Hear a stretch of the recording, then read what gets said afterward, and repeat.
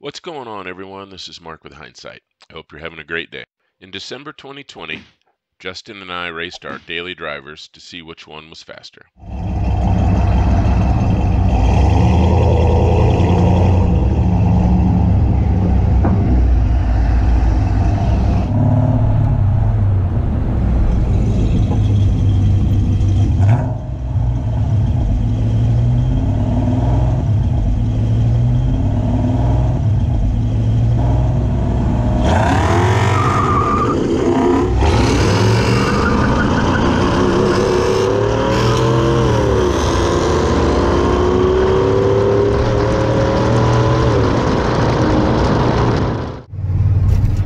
Well, that wasn't even close. Martin kicked my ass. I mean, all over the place. So, good times though. Hey, we just got to find out. I mean, you don't know until you do it, right? So, we did it, and we found out. Mark's car's a hell of a lot faster than my truck. Next time, I might have to do some things.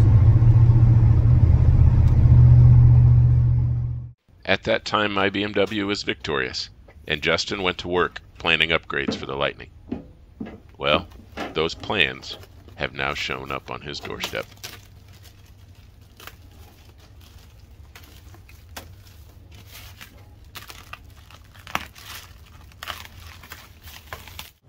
What's in a box?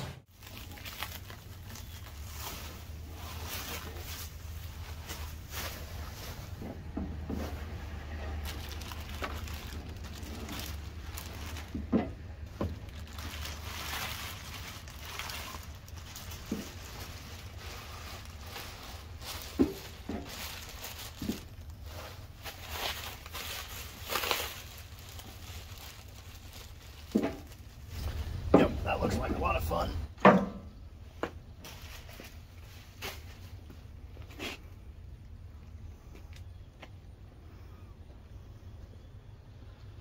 do you think about that?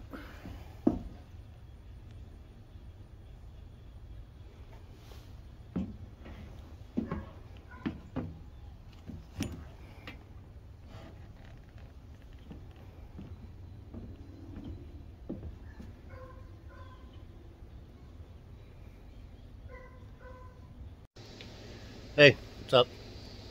Justin with Hindsight. If you guys have been following along, you'll remember Mark and I did a little drag race. Totally legal, all precautions were taken, don't worry about that part. The part that we do need to remember is the fact that Mark smoked me, right, just all the way, right? So I thought, well, we just might have to throw some horsepower at this thing, see what we can do next time. Well, if he still has that car. If not, we'll figure something else out. But right there is some more horsepower. So that is a Dart block stroked 351 9.5 block. Let me see if I can get that into. There you go. Dart 9.5 block stroked to a 4-inch with a full 125 bore, creating 427. Some Trick Flow 205 11R heads on it, shooting right about 10 to 10.2 compression, give or take. Enough to run on street gas, but still get some power out of it. Jim Wood is the builder. Jim and Nicole Wood out of Illinois. FordStrokers.com. Super nice people. I've been following them for years. This engine, well, the 8.2 and the 9.5 block, the Windsor block, is all he does. So he knows these backwards and forwards. It's not like there's a ton of people. I mean, there's tons of people across the nation that know these engines. I mean, I know them pretty well, but not like this guy does. And I'm not saying that he's the end-all, be-all, but he was reliable. I trust him. He's built 2 or 3 other engines for guys that I know. Everything's been good. So, and it came as a long block. I couldn't beat it. It was the time frame. I mean, time frame took a long time this time just because of COVID and parts and blah blah blah. But as for me building it as opposed to him building it, it really wasn't Money-wise, it wasn't a whole lot of difference. Now, granted, I could have saved a little bit of money, but the time-wise that it would take me to go back and forth machine shop and check this and check that and do it, I had other things to do. So this worked out perfect for me. Anyway, we had some issues in shipping. We've taken care of those. There'll be a little bit of a video on that. Everything appears to be ready to go. Going to be running the factory intake setup. I'm going to clean that up. We're going to lose the EGR valve and all that. I'm going to put a little bit bigger throttle body on it. We're going to keep the speed density. Got a Mega Squirt Pimp X shift from Stinger Performance that knows, funny story, he is about 20 minutes from me.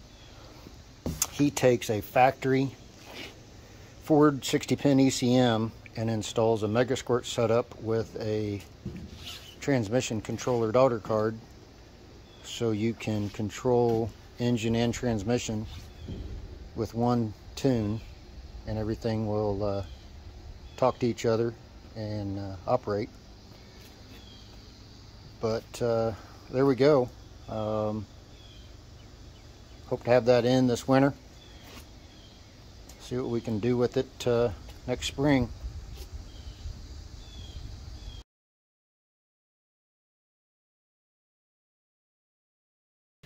I like this. This looks good. Now you can see back here, right there and right there, had a little bit of shipping damage. I'm not real sure where they drug that thing and how they got it right there, but it doesn't appear anything else was affected.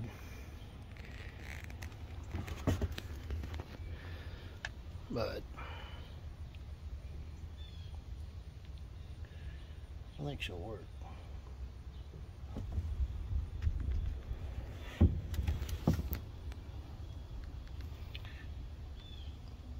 We'll get this thing out of the back of the truck.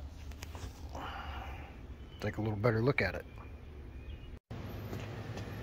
Alright, so here's a little bit of a close-up of the damage. You can see that's the back of the head, back of the engine. You can see where it fell over backwards and displaced that corner of this head. So after some more inspection everywhere else on the engine, I didn't see any other damage anywhere. And talking to the builder, we've decided that I'm just going to flatten out this area across where the intake's going to sit, make sure the intake sits there flat, and we're just going to put this thing together and put it in, and nobody will know except for everybody that's watching this. And all my friends, I'm sure, will not let me forget the fact that my nice pretty trick flow head's got a big old dent in the back of it. Alright, here goes nothing.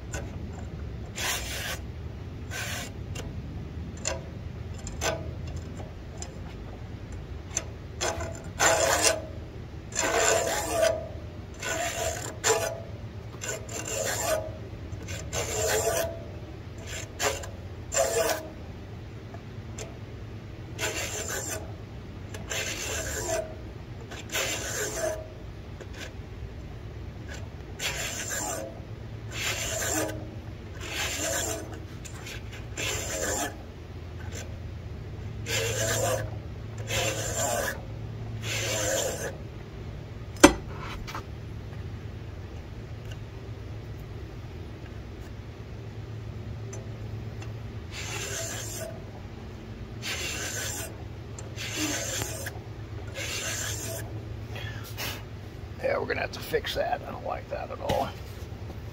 Alright, hold on. Alright, a little bit of retape and cover up the valve train a little better.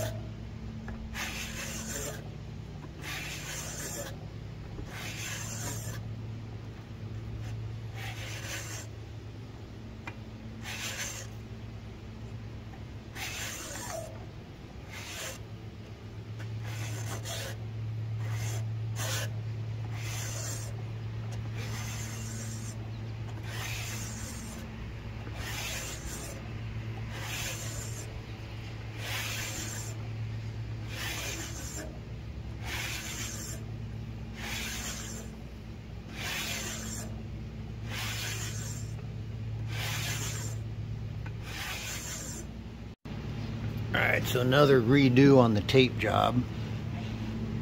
She's looking a little better. It's not quite flat, you know, with this precision machine work we're doing right now. I'm going to go just a little bit more on it. Make sure she looks good. Well, I'm going to color this good. You can tell that it's file marks all the way back to there, and she feels flat. You know, you can feel a lot of that. But I'll get the straight edge out and the intake out, clean it up, get it on there, see what it looks like. Should be ready to go. So we'll get this off of here and cleaned up and see what she looks like. I'm not sure how well I'll be able to get this, but I had a picture of this earlier with it here being flat, and then as I moved up you could definitely see a gap.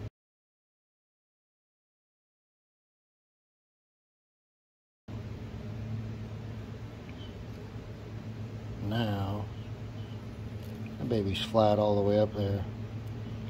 I don't think we'll have an issue at all with that intake sealing. I don't think anything else is going to go on back here. It's just going to be one of those things I'll know about. I think we already kind of discussed that, but I don't think anybody will say anything. Yeah, I guarantee you, I got a couple friends that'll make sure that I know that that's messed up. What are friends for?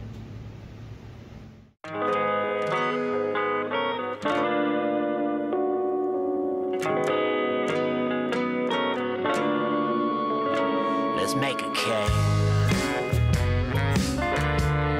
Yeah, let's make a cake. Let's tie our hands down to the tracks. Let's make the world look flat. Let's cut the tongue before they ever learn to say.